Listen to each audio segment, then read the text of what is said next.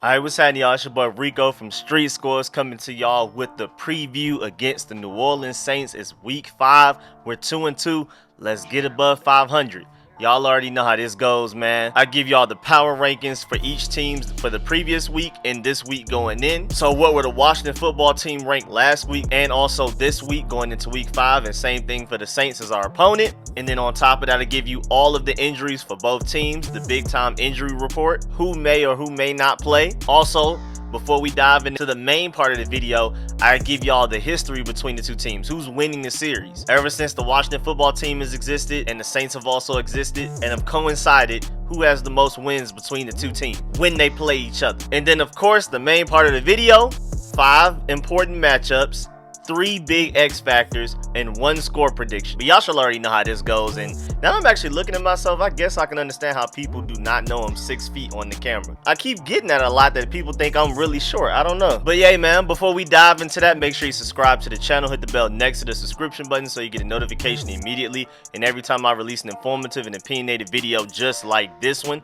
Also, make sure you check out the rest of the channel. All of my videos are organized in playlists. I even have a comedy playlist for all of my funny videos. I am still working on the behind the scenes footage from me going to the Falcons game. I just wanted to make it real special. I know for a fact what I plan on doing though is that channel members will get it way earlier than everybody else, so I'm gonna release it for the channel members maybe like a week sooner than everybody else. The general public will get it, but everybody will get it. I'm just editing it and all of that type of stuff. I don't want to just put out just random pictures and videos. I wanted to make sure it's like in chronological order, you know, whatever I can do to spice it up to make it more fun. But without further ado, man, let's get it.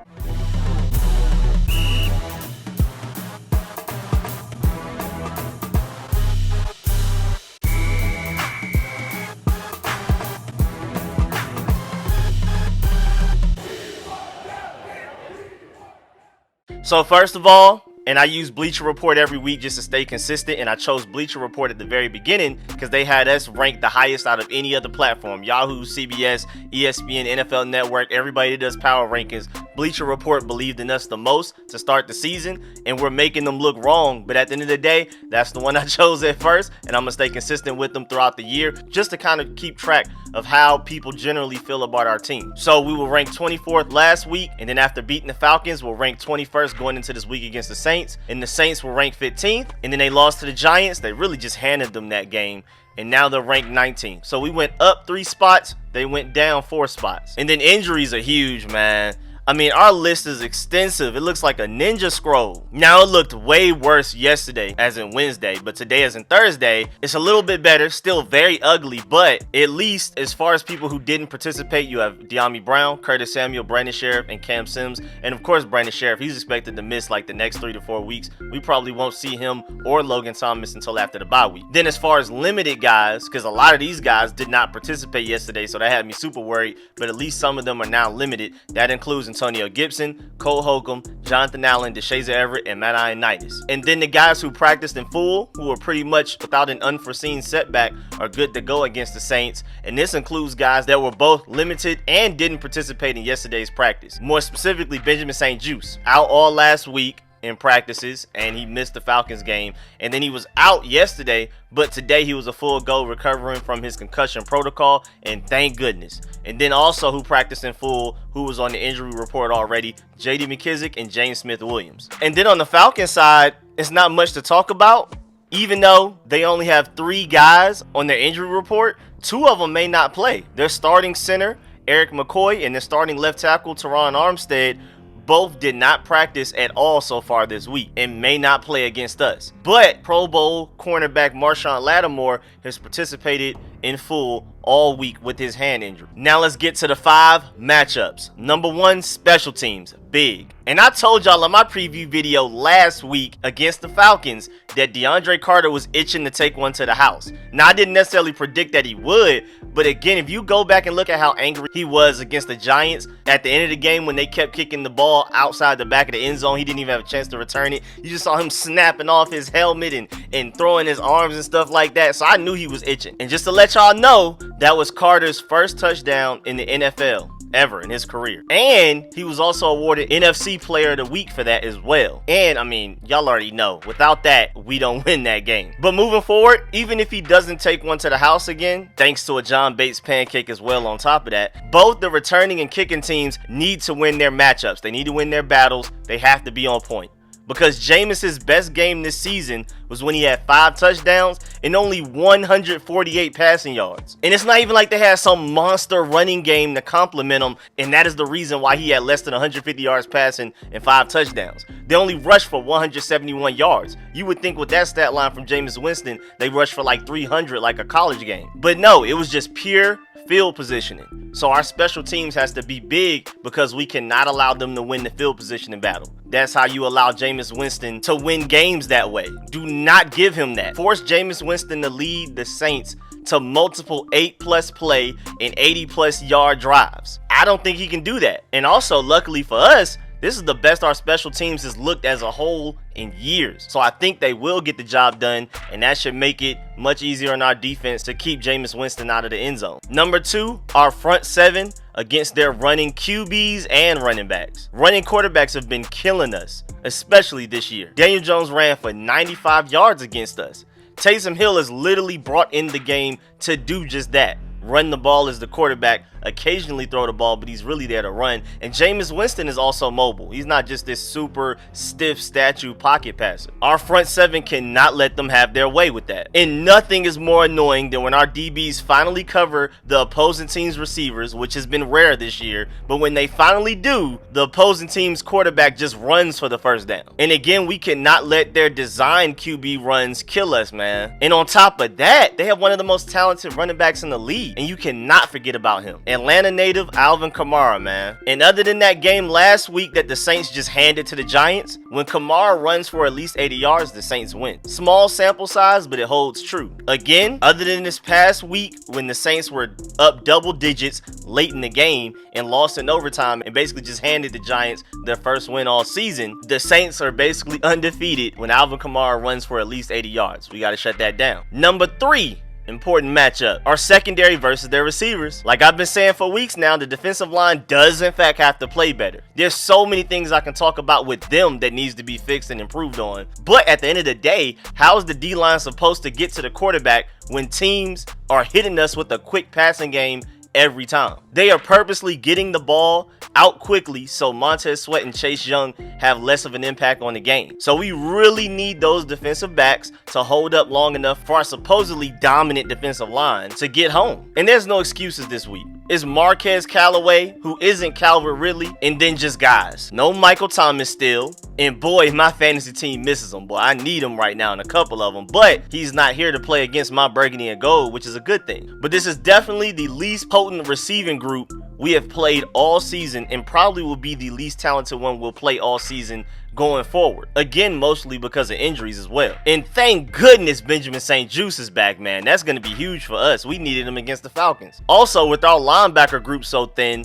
it's going to be really interesting to see how they cover Alvin Kamara out of the backfield, because that's one of his best parts of his game, his receiving ability. And then number 4, speaking of D-line, our supposedly dominant defensive line versus this hurt Saints O-line. It's time to really, truly, for real, not for play, see what this defensive line is talking about. It's time for them to dominate. The Saints starting center and left tackle are both banged up pretty bad and may not even play. And even if they do, will they be any good? So there's just no excuses this time. There's no excuses this week for this defensive line. Because now, looking back hindsight, the Giants O-line isn't as bad as we thought it was. And even then, we pressured Daniel Jones somewhere in like the 40% of times of his dropbacks, which if we averaged over the course of a season, would have been the most in the NFL by far last season. So they still did really well. But at the end of the day, the Giants O-line isn't as bad as we thought. Like Andrew Thomas isn't as bad as we thought this year so far. I don't know how long he's going to hold up. And I'm not saying the Giants O-line is good, but they're not terrible. And our defensive line still played pretty well against them. So there's really no excuses against the Saints. We should win this matchup plain and simple. But with how this year is gone, who knows? And then number 5, the last matchup. With all of these injuries on offense, it's time to see who's ready to step up, man. The Saints are getting lockdown corner Marshawn Lattimore back, and I'm pretty sure he's going to follow Terry everywhere he goes, every play that he's on the field.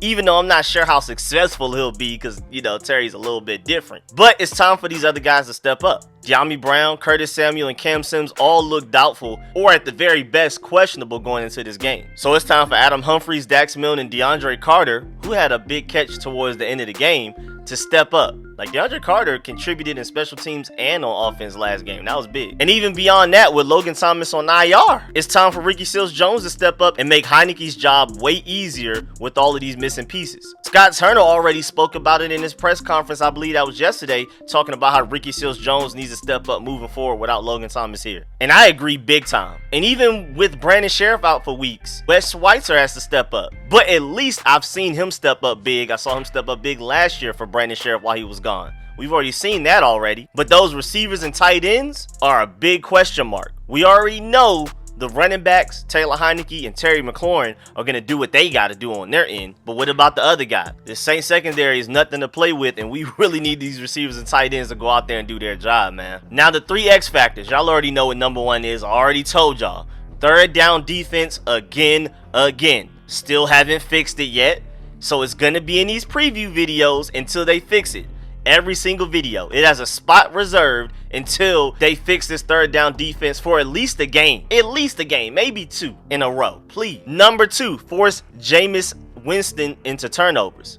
And complete them. Catch them. Please. This defense only has 2 turnovers this season, and both of them came in week 1. And even on top of that, when you dive even deeper, one of them was a Montez Sweat forced fumble that really wasn't a fumble for real, honestly. And then the other one was a great William Jackson interception, but immediately afterwards, Antonio Gibson fumbles and gives the ball back to the Chargers right in striking distance for a touchdown that basically won the Chargers the game. Now Jameis Winston, Mr. Turnover himself, hasn't thrown an interception since week 2 against the Panthers. He's definitely itching to throw one this week, man. I'm telling y'all, just take advantage of it when it comes. Make sure you catch it. Cole Holcomb has a dropped interception. Kendall Fuller has a dropped interception. We can't have that. Y'all have to take these opportunities when you get them. And then number 3, lastly, Heinicke, just keep being you. We saw the Bills game. You could just tell they were telling him to stay in the pocket, be more conservative, be more of a game-managing quarterback. Ron Rivera even spoke about it in the press conference before the game, and I believe afterwards as well. And it didn't work. Once we were down a bunch of points, down 21-0, and Taylor Heinicke was finally let off the leash and just allowed him to play how he wants to play, he's going to make his mistakes. He's going to make his really bad throws. And we saw against the Falcons, he's going to throw hospital balls that sets up receivers and running backs to get hurt. But when he's playing the way that he wants to play with his play style, gunslinging, backyard football, improvisation, all of that type of stuff, that's when he's at his best. So let him just go ahead and do that. And matter of fact, our 2-minute offense just seems so diddly. We can just go on these game-winning drives whenever we want to and take advantage of when defenses aren't allowed to switch out players, make substitutions, and catch their breath. They're looking tired out there. Why don't we just come out doing that early in the game? The hurry-up offense, like a lot of colleges run, why don't we do that? Taylor Heinicke seems to thrive in that. Even Dwayne Haskins thrive with that type of offense, and then we just stop doing it. Taylor Heinicke loves the just roll them out, bootlegs off of play action, get them outside the pocket, move the pocket for them. All of that type of stuff. Quick routes, hurry up offense, 1st and 10, running back draw for 8 yards. You know what I'm saying? Just run this really fast-paced offense because Taylor Heinicke and this entire offense thrives under it. And again, Taylor Heinicke, just be you, man. Scott Turner Rivera, leave him alone. Stop trying to stifle his creativity. If he wants to go out there and play like his head is on fire, let him do it. That just seems to be what works best for us. And then lastly, my 1 score prediction. I have us winning 24-17. I think we're pretty well matched up against these guys. Jameis Winston hasn't necessarily played very well this season. It's just that Packers game when they won 38-3, Aaron Rodgers had one of the worst games he's ever had in his life, and they won the field position battle so much that he threw 5 touchdowns on less than 150 yards passing. If we could just prevent that, which is really hard to repeat, I think we should be straight. If special teams and the defense wins the position battle and the offense goes out there winning the time of possession battle and is efficient in the red zone, that's one thing we don't talk about with Taylor Heinicke. Since Taylor Heinicke's been at quarterback, we don't really kick field goals like that. And with good good reason, because Dustin Hopkins is awful right now. He's getting on my last nerve. Those missed PATs affected the rest of the game. We almost lost because of it. Even though he missed them early into the game, those really mattered later on. Because when we scored that one touchdown, it was 28-30. And then we went for the 2-point conversion, didn't get it, so we were still down 28-30. But honestly, it should have been 30-30 if he made his 2 extra points earlier in that game, and we should have just been able to kick a field goal and take a 1-point lead. But I'm digressing. Either way, with Taylor Heinicke at quarterback, we score more touchdowns. We get into the red zone, we score touchdowns. We're not kicking a lot of field goals like we used to. That's why we don't have these weird scores this season. It's not like we're kicking 4 or more field goals a game. And even if we were, we probably wouldn't make them. So I guess Scott Turner and the rest of the team knows, hey, if we don't score this touchdown, we're probably walking away with no points any given possession. So man, as long as everybody does their job, we're more talented than them on paper, but we just haven't played like it at all this season on either side of the ball, really. Really, special teams has been our most consistent position group right now. Offense is way ahead of the defense, but we're still making a lot of mistakes on offense as well, including Scott Turner as a play caller. Now, he's had some very big flashes. He's had some great play calls throughout this season, but we need him to put together a consistent game, because boy, we're going to need it against these Saints, and we're really going to need it in this gauntlet of teams that we play after the Saints. Chiefs, Packers, Broncos, bye week. Hopefully Logan Thomas and Brandon Sheriff come back. Then we play the Buccaneers. Panthers are way better than people expected. Seahawks, Raiders are better than everybody expected. And then it's the Cowboys, who are looking like one of the top teams in the NFL. Eagles, a bottom team, but definitely one of those teams that can catch anybody off guard. I wouldn't be surprised if the Eagles beat a really good team this season because of their offensive output and their defensive line. Then it's the Cowboys again, then the Eagles again, and then we play the Giants, who we barely beat because of an offsides penalty. So it's just no let up in this schedule. Other than our division opponents, you can maybe say the Saints are our easiest opponent left. And even them, they're ranked 15th in power rankings for a reason. They're a really talented team. So we just cannot beat ourselves. The penalties have to stop. A lot of things have to stop. Miscommunication in the secondary, a lot of things have to stop. I'm not sure if y'all know, but William Jackson and Chase Young are leading our team in penalties right now. Pass interferences for William Jackson, roughing the passes for Chase Young, even though a lot of them have been BS calls. But hey, man, it is what it is. Can we limit those, please? But yeah, man, that's the end of this video. Please get in the comment section. Let me know how you feel about everything discussed in this video. What is your score prediction? What are your matchups and important X factors in this game? And as always, man, please like this video if you liked it, if you learned anything. Of course, big shouts out to everybody that supports the channel. A special shouts out to all of my sponsors, especially my Pro Bowl sponsors, whose name you see scrolling on the screen right now. And a special shouts out to everybody that donates to the channel, man. I really appreciate y'all. I'll catch y'all later. I'm out.